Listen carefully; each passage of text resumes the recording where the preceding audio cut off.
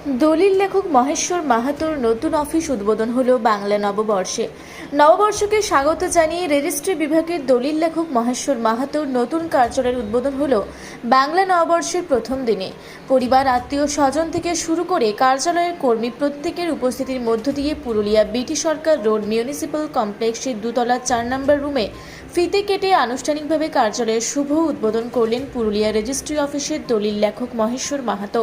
এ বিষয়ে দলিল লেখক মহেশ্বর মাহাতো জানান, তার পরিবারের 4 জেনারেশন এই পেশার সঙ্গে যুক্ত রয়েছেন। এবছর নববর্ষকে স্বাগত জানিয়ে নববর্ষ পালন করা হয়। শুভ নববর্ষের প্রীতি শুভেচ্ছা। আর রূপসী বাংলার কি শুভেচ্ছা জানাচ্ছি।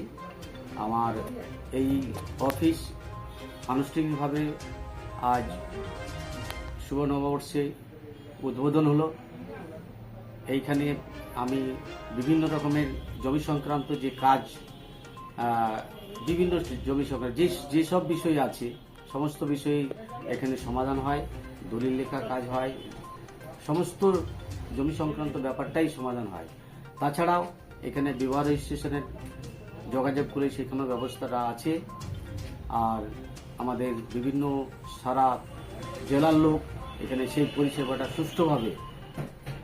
আগে যে অফিস ছিল সেই অফিসেই কি নতুন করে এই অফিসটা গড়ে তোলা হয়েছে? হ্যাঁ, এটা নতুনভাবে গড়ে তুলে একটু ডেকোরেট করে এই অফিসটা আজকের থেকে শুভ উদ্বোধন হলো।